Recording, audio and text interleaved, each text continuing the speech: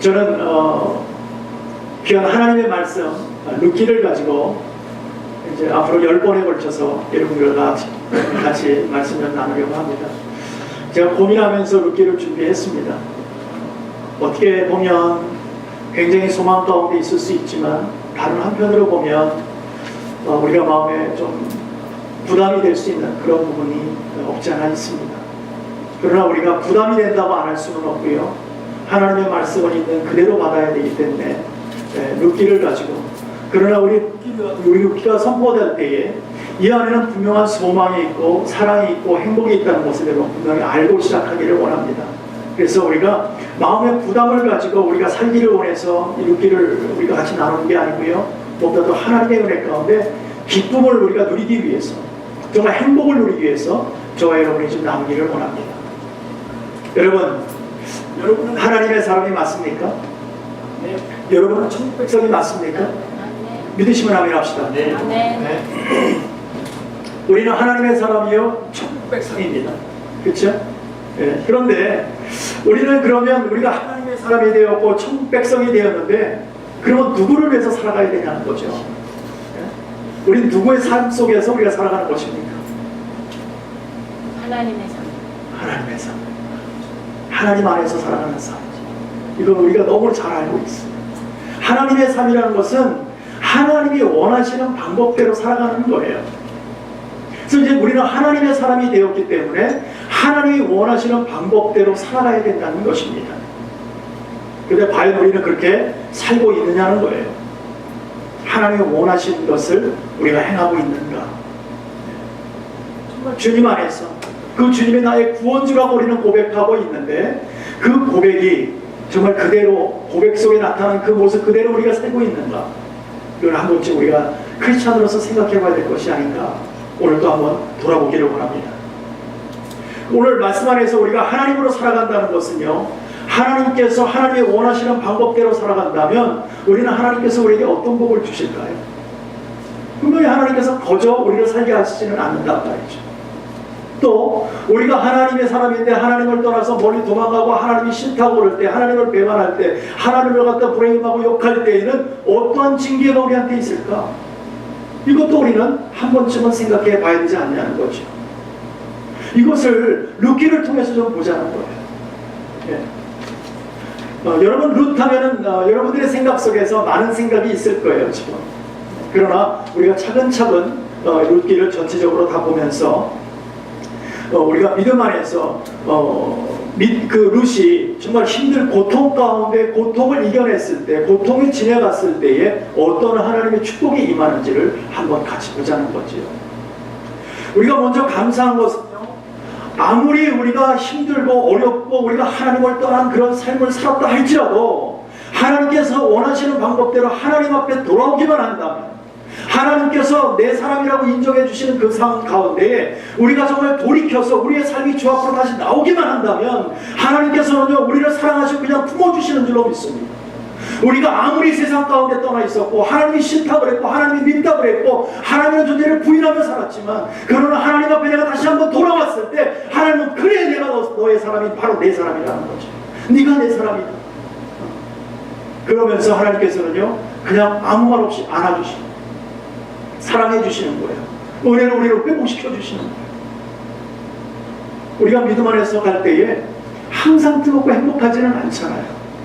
어느 순간에 보면 정말 하나님이 미울 때가 있어요. 막 주저앉을 때가 있고요. 세상의 환란, 세상의 풍파를 보면요, 얼마나 마음이 쪼그라드는지 몰라요. 도대체 내가 왜 이럴까? 차라리 안 믿는 것만 못하다 하는 생각을 들 때가 얼마나 많습니까? 또 교회 안에서 시험 들을 때, 같은 교인끼리, 같은 교회 안에서 그런 일들이 벌어질 때는 얼마나 마음이 상처가 되는지 몰라요. 내가 이걸 해야 되나 말아야 되나. 네? 또만 아니라 삶 속에서 어려워지면 내가 정말 예수보다 좋아진 게 뭐가 있냐는 거지. 네? 하나님께서 나에게 뭘 해줬냐는 거지. 이런 이야기를 우리는 쉽게 얘기할 수 있습니다. 그러나 우리는 룻기를 통해서요, 희망이라는 단어를 우리가 볼 수가 있다는 거죠. 희망이 있다. 소망이 있다는 거예요. 소망. 저는 이 소망을 가만히 생각해 보니까요, 세상 속에 살면서도 우리는 참 거짓 소망을 가지고도 얼마나 열심히 사는지 몰라요. 그렇지 않습니까? 우리가 비즈니스 론을 합니다. 근데 장사가 너무 안 돼. 뭐 미칠 것 같아. 렌트비도 못 내고 있어요. 그러면서도 우리는 내일을 어떻게 생각합니까? 내일은 잘 되겠지. 내일은 아마 장사가 잘 될 거야.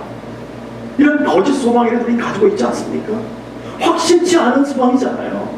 내일이 돼봐도 또 그날일지도 몰라요. 또 안 될지도 몰라요. 그러나 우리는 그런 소망을 가지고 살아가고 있지 않느냐는 거예요. 근데 참 소망 되시는 하나님께서 여러분을 지명하여 택하여 불러서 여러분의 이름을 알고 계시다는데 거기에 진짜 희망이 있는 건 아닙니까? 우리는 그 희망 속에서 살아가는 거예요. 그래서 그 희망을 룻기를 통해서 보면 우리가 새롭게 보여진다는 것입니다. 우리가 살아가는 나의 모습, 지금 현실의 모습은 답답하지만 그러나 룻기를 통해서 하나님의 모습을 발견할 때에 저기에 소망이 있었구나, 저기에 희망이 있었구나.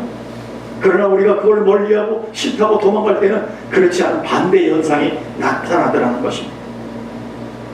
여러분, 지금 룻기가 살던 당시에는요, 남성 중심의 사람들이 살고 있던 그런 시대였습니다.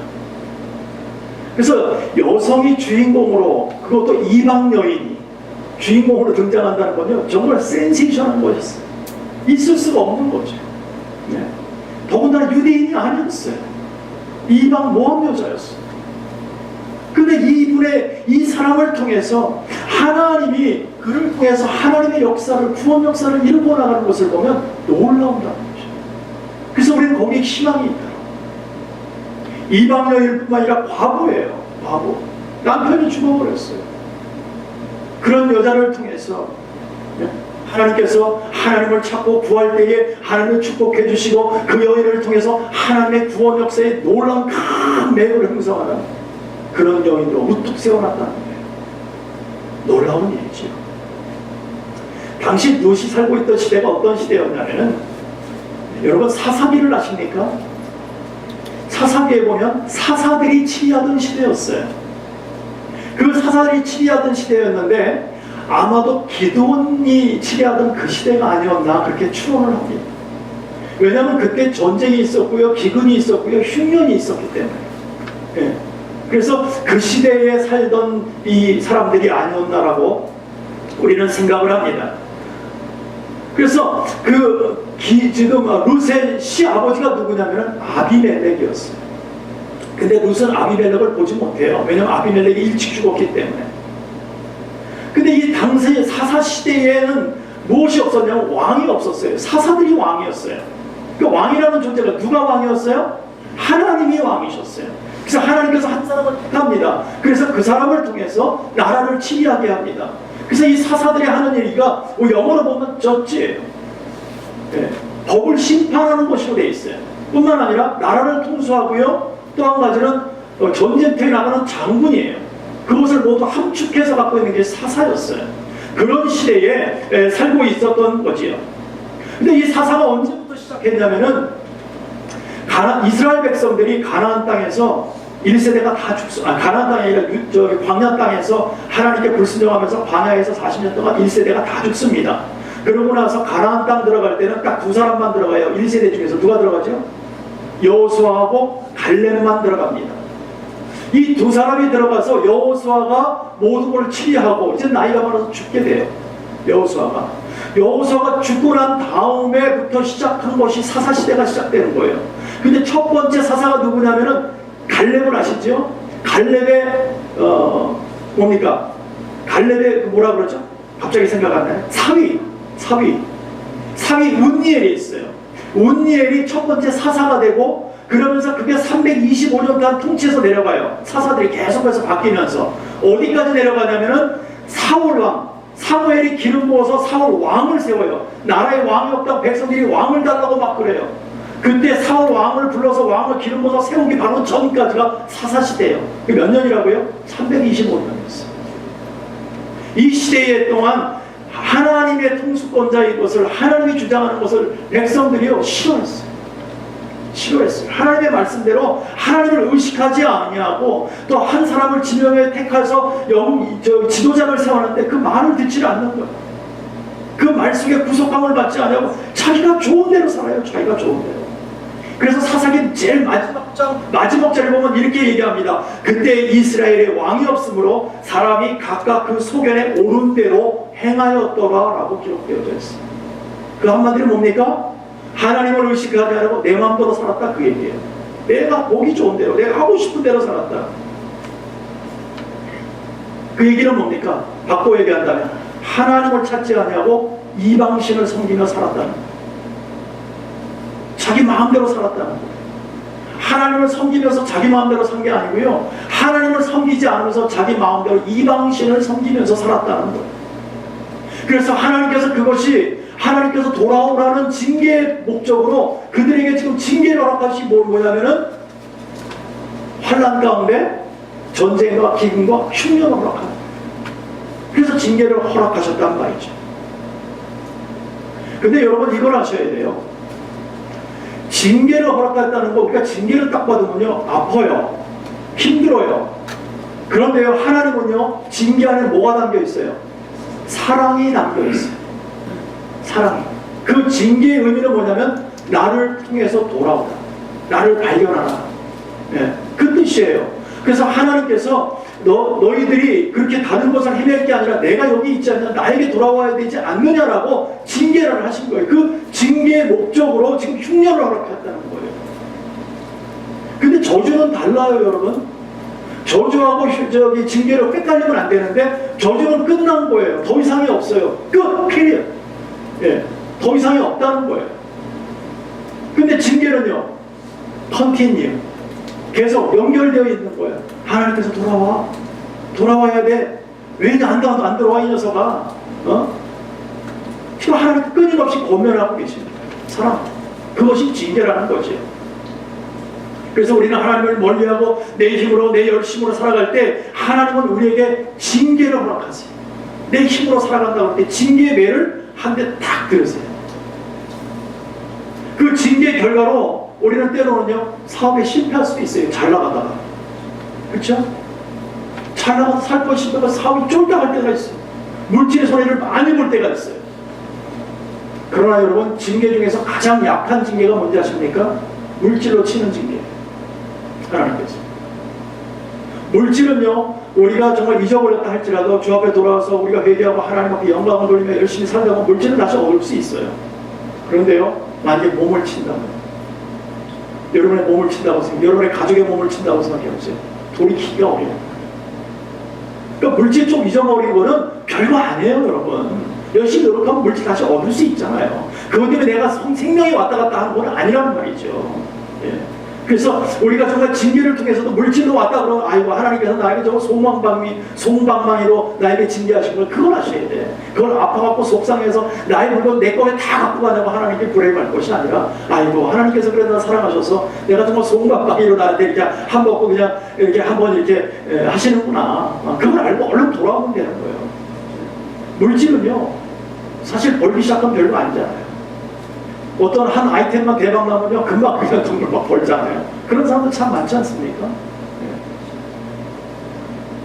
어느 분들은 땅을 사놨다가 그게 또 이 땅이 돈이 안 돼가지고 그러고 있다가 어느 순간에 개발이 되면요 그게 되는 거예요.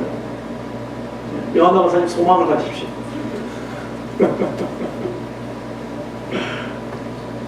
분명하게요. 여러분 우리 육신으로 하나님께서 징계치 아니한다는 것을 항상 감사해야 돼요. 네. 물질은 별거 아닙니다. 분명하게 하나님은요 사랑의 마음으로 우리에게 징계를 허락하셨다. 왜요? 우리를 돌아올 수 있도록 하기 위해서. 우리를 돌아오게. 분명한 것은요 징계를 하나님이 허락하시면요 피한다고 피해지지가 않는 것입니다. 그냥 순종하면서 받아야 되는 거예요, 우리가. 그런데 우리는 하나님께서 종아리를 한번 잘못했다고 때리면요 막 도망간다고요. 막 싫다고 한다고요. 도망가도 해결됩니까? 여러분 땅 끝까지 도망가 오십시오. 하나님의 눈에서 그 눈동자에서 벗어날 수 있을 것 같습니까? 못 벗어나요. 징계는 가장 우리가 정말 순종하면서 받아야 될 게 징계예요. 그랬을 때 하나님께서는요 금방 회복시키는 거예요. 그러나 우리가 하나님의 징계이라면 세 가지 형태가 나타납니다. 사람은요 누구나가 똑같아요. 이거는요 가만히 제가 생각해 보니까요 첫 번째 제가 제 모습을 바라보니까 그렇더라고요. 하나님이 저에게 징계를 한번 딱 물질로 치니까 첫 번째 나타나는 현상이 뭐냐면은 첫 번째 대듭입니다. 하나님 대들어요. 나 잘못하는 게 없다는 거지. 나 하나님 열심히 하고 있잖아요. 하나님 말씀대로 살고 있잖아요. 근데 나에게 왜 이러십니까? 하고 막 하나님께 대들어요. 두 번째는요. 그런 문제가 딱 생기면요.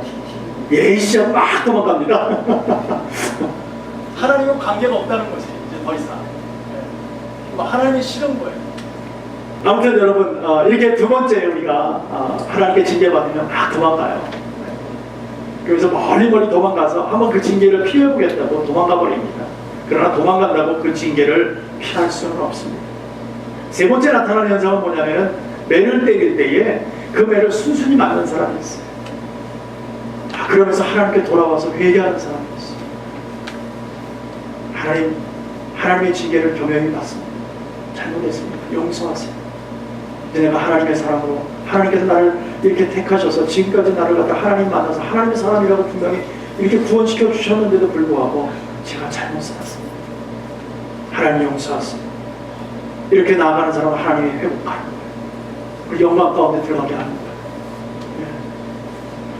네. 여러분 사랑하는 자에게는 관심의 매가 있습니다. 사랑의 매가 있습니다. 여러분의 자녀들도 마찬가지잖아요. 우리 자녀들을 키울 때에 그 아이가 미워서 때리는 게 얼마나 있어요. 부모가 정말 미워서 때리는 것보다는 좀 그 잘못된 것이 고쳐지기 위해서 잘 되기 위해서 우리가 매를 한번 든단 말이죠. 사실 매를 든다는 건 뭡니까? 아직까지 내 마음속에 사랑이 남아있기 때문에. 근데 남의 집 아이 같으면요, 나하고 상관없는데 내가 매를 왜 들어요? 욕이나 해고 부모가 도대체 누구야? 어떻게 저렇게 가족교육을 시켰어? 이 말을 더 합니까? 그리고 관심을 안 둬요. 우리가 신경 안 써요. 그러거나 말거나. 왜? 내 바운더리 안에 내 사랑 안에 있는 사람이 아니기 때문에. 하나님도 마찬가지인 거예요. 하나님께 우리가 조금 어려움을 당하고 사랑의 매를 맡는다 할지라도 아직까지 하나님 안에서 소망이 있다는 거죠. 왜? 하나님께서 나에게 아직 관심을 가지고 있다 그 얘기죠. 그런데 오늘 믿음 안에서 우리가 이것을 보기를 원하는데 오늘 엘리멜렉을 보자 이거예요. 루키 안에서 이 사람은 지금 하나님의 사랑의 매로 하나님 안에서 하나님의 사람들로 좀 나를 발견하고 나에게 돌아오라고 사인으로 지금 징계를 풍년을 아니라 흉년을 허락했는데 엘리멜렉이요 아내와 아이들을 데리고 도망가 버립니다. 그걸 좀 피해보겠다고 가버리는 거예요. 나오미와 두 아들을 데리고 모압 땅으로 가버립니다. 흉년의 원인을 온전히 발견하지 못한 거예요. 엘리멜렉이요. 하나님의 사랑을 발견하지 못하고 이것만 한번 이 징계만 좀 피해보겠다고 지금 모압 땅으로 가버렸어요. 지금 징계의 원인이 뭡니까? 아까 뭐라 그랬어요? 자기 소견대로 살았다는 거예요. 자기 마음대로 살았어요. 그렇기 때문에 하나님께서는 우리가 이방신을 섬기면서 자기 마음대로 사니까 안 된다 이제 그러면은 돌아와야지 무슨 소리야. 그러면서 흉년이라는 징계를 허락한 거예요. 근데 헬레멘은 그걸 발견하지 못하고 자기 자녀들을 데리고 와이프를 데리고 도망가 버렸던 거예요. 여러분 지금 엘리멜렉이 살았던 데가 어디라고요? 동네가? 예? 어디예요? 베들레헴입니다. 베들레헴. 우리 어린 아기 예수가 태어났던 베들레헴. 그 베들레헴의 원래 원뜻이 뭐냐면 떡집이라는 뜻입니다. 떡집. 떡집이라는 게 뭡니까? 풍요를 상징하고 있잖아요. 배고픔이 없는 곳이잖아요. 흉년 기근이 없던 동네였어요. 가나안 땅 자체가 적과 꿀이 흐르는 땅이었단 말이에요. 그 가운데 베들레헴은요 떡집이라는 칭호를 가질 만큼 풍요로웠던 지역이었어요. 근데 그곳에 지금 흉년이 들었다는 거예요. 그곳에 하나님의 징계로 그 흉년이 들었다는 거예요. 이거 한 번만 넘겨줘 보세요. 자 여기 보이시는지 모르겠는데 지금 어디로 가 있냐면은 여기 예루살렘 쪽에서 여기 에돔하고 모압이 보이죠? 이쪽에 잘 안 보이시나요? 저쪽에서 이만큼 도망가 버린 거예요. 지금 살겠다고. 저 위에서 가나안 땅이라고 써 있죠? 가나안. 그 밑에가 밑으로 내려오면 예루살렘이에요. 그쪽에서 지금 여기 에돔이나 모압까지 이쪽으로 도망온 거예요. 자기 살겠다고 지금. 짧은 거리는 아닙니다.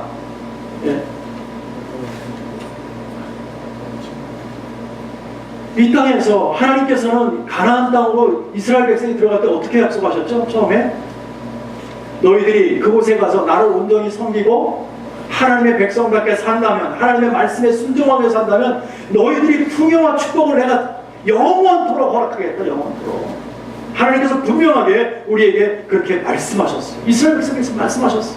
하지만 반대로요, 불순종하면 어떻게 한다고요? 하나님께서 온갖 재앙과 기근과 어떤 그런 어려움을 내가 쏟아붓겠다고 그랬어요. 이웃 나라를 통해서 너희들이 힘든가 고통이 있을 거라고 레위기와 신명기에서 미리 말씀하셨단 말이에요. 그래서 너희들이 가나안 땅에 들어가면은 각종 우상을 섬기지 말고 오직 주님만 바라보라. 그들과 결혼도 하지 말아라. 이렇게 하나님께서 명령하셨단 말이에요. 그렇게 살기만 하면 내가 날마다 행복하게 할 거고 날마다 풍요롭게 할 거고 너희들이 누가 아무도 너희들을 건들지 못하도록 내가 너희를 갖다가 구원할 것이다 라고 우리 주님께서 약속하셨단 말이에요. 근데 이걸 잊어버렸어요. 지금 엘리멜렉은요, 사사기 마지막 절에 본 것처럼 자기 마음대로 살았던 사람이에요. 그것이 좋아서 자기 마음대로 좀 가지고 있던 사람이었어요. 그러나 하나님을 의식하지 못하고 자기 마음대로 거기를 갖다가 좀 떠나버리겠다고, 지금 징계가 임한 것을 누구로부터 온 것인지를 깨닫지 못하고 거기서만 피해서 조금 살아보겠다고 지금 모압으로 갔다는 것입니다. 하나님 기분 좋아요, 안 좋아요? 안 좋으시죠. 그것도 이방 땅으로 갔으니 얼마나 속상하시겠어요. 여러분, 하나님의 징계는요, 지옥을 옮긴다고 그 징계가 없어질 것이 아닙니다. 하나님의 세계는요, 우리가 볼 때는 저 멀리 간 것 같지만 하나님이 보실 때는요 무슨 일 아닙니까? 지구 자체 어디에 가다 숨어 있는데도 하나님을 우리가 속일 수 있습니까? 하나님 우리를 못 찾아내요? 네? 골방에 들어가 있으면 하나님 우리 못 찾아냅니까? 그거 아니잖아요.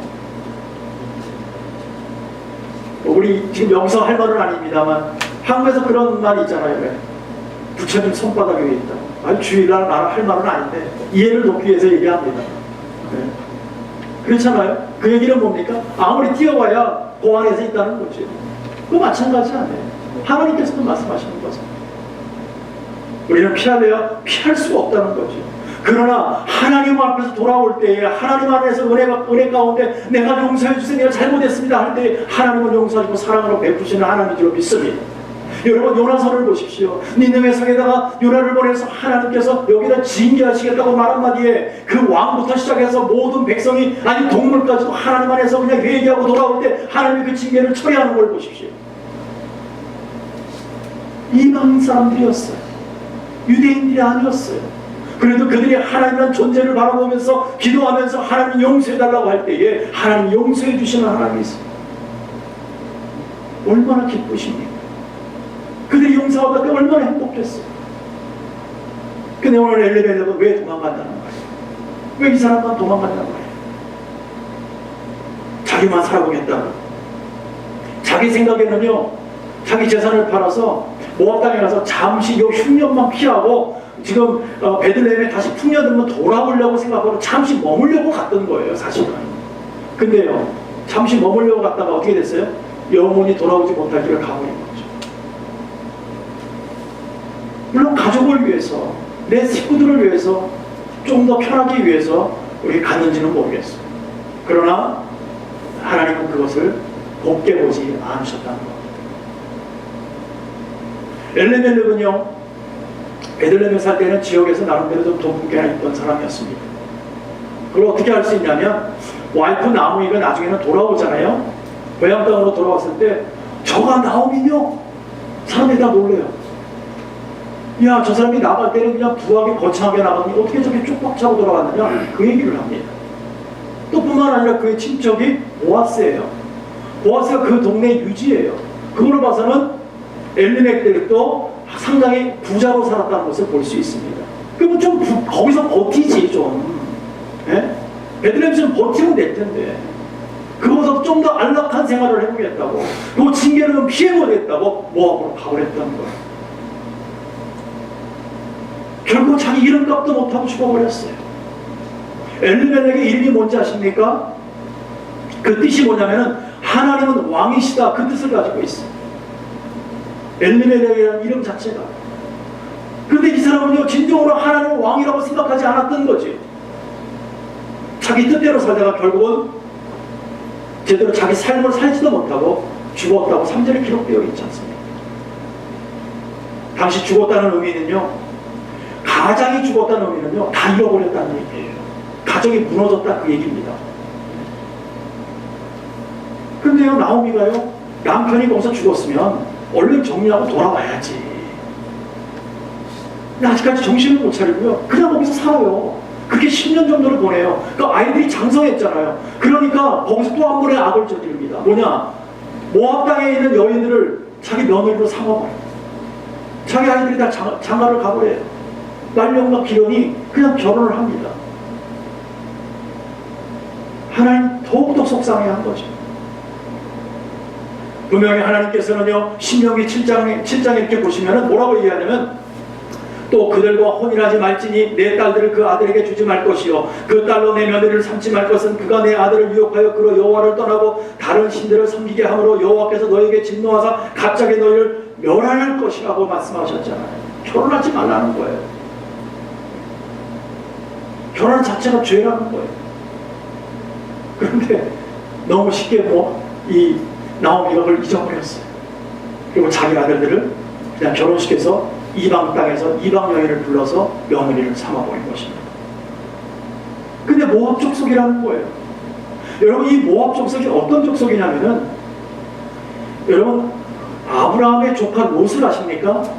그 롯이 어디에 살았죠? 소돔과 고모라에서 살았어요. 근데 소돔과 고모라가 하나님의 징계를 받아요. 하늘에 불이 내려와서 싹을 쓸어버립니다. 그때 하나님의 사람들이 그 롯에게 알게 하셔서 그들이 먼저 나오게 됩니다. 딸하고 딸 둘하고 자기 와이프하고 롯이 나와서 도망갑니다. 산으로 도망갑니다. 그때의 와이프가 뒤를 돌아본 거로 손기둥이 돼요. 그때. 그리고 딸 둘만 남고 아버지 한 사람 남았어요. 불에서 삽니다. 자, 그런데 이 딸들이요, 아버지가 술을 잔뜩 먹여요. 큰 딸이. 그러고 나서 아버지 옆에 가서 동침을 합니다. 그러고 나서 아이가 생깁니다. 둘째 딸이요, 아버지가 술을 또 잔뜩 먹여요. 그러면서 아버지하고 동침을 합니다. 또 아들이 생겨요. 그렇게 해서 첫 번째 난 아이가 모압 아이의 그 조상이 되어버린 거예요. 둘째가 암몬이라는 조상이 되어버린 거예요. 이 두 족속이 이스라엘을 얼마나 힘들게 하는지 몰라요, 여러분. 계속해서 힘들게 하잖아요. 시작이 잘못된 거죠. 네. 어떻게 보면 같은 핏줄들이에요. 네? 다 같은 형제들 아닙니까? 그 형제들끼리 결국은 싸우는 거예요. 그래서 얼마나 힘들게 모압과 암몬을 통해서 그들이 유대인들을 힘들게, 이스라엘 백성들을 힘들게 하는지 몰라요. 여러분, 이들이 어떤 우상을 섬겼냐면은, 열왕기상에 보면은 그들이 우상을 섬겼는데, 모압은 그모스 신을 섬겼고요, 암몬은 몰록이라는 신을 섬겼습니다. 나중에는요, 우리 솔로몬도 나중에는요, 거기 미쳐가지고 막 산당을 세우죠. 막 그냥 다 이방 여자들 불러가지고. 결국 솔로몬이 그래서 망해버리는 거 아닙니까? 그모스는요, 그모스 신에게 제사할 때는 사람을 잡아서 죽여갖고 드렸습니다. 하나님 제일 싫어하는 짓이었어요. 생명을 자기 마음대로 하나님의 형상으로 만들어놨는데. 두 번째 몰록은요, 세턴이라는 별을 섬겼어요. 네. 이건 아직도 우리에게 흘러내려오고 있습니다, 여러분. 네.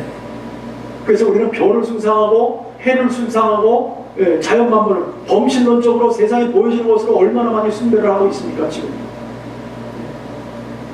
아무튼 이렇게 그들이 섬기는 이방 여인을 지금 며느리로 삼았다는 거예요. 지금 이 가정이 지은 죄가 뭡니까? 첫 번째는 아버지 엘리멜렉이 하나님이 이스라엘 땅에 허락하신 징계를 그 땅에서 좀 벗어나 보겠다고 도망간 것이 잘못이었고요. 두 번째는 이방 여인과 결혼시킨 것이 잘못이었죠. 하지만 결혼 생활이 그렇게 오래 가지 못했습니다. 말론과 기련이 다 죽게 됩니다. 자식 하나 남기지 못하고. 이 당시에요, 자식을 남기지 못하고 죽었다는 것은요, 그 가정에 징계가 임했다라는 표현을 합니다. 근데 아무도 자식을 남기지 못하고 그냥 죽어버렸어요. 저주받은 가정이 돼버렸죠. 남자가 아무도 없었어요. 시어머니 과부, 며느리 둘 다 과부, 다 쌍과부 아닙니까? 이 과부들이 밤이 얼마나 무서웠겠어요. 생활하는 자체가 얼마나 무서웠겠어요.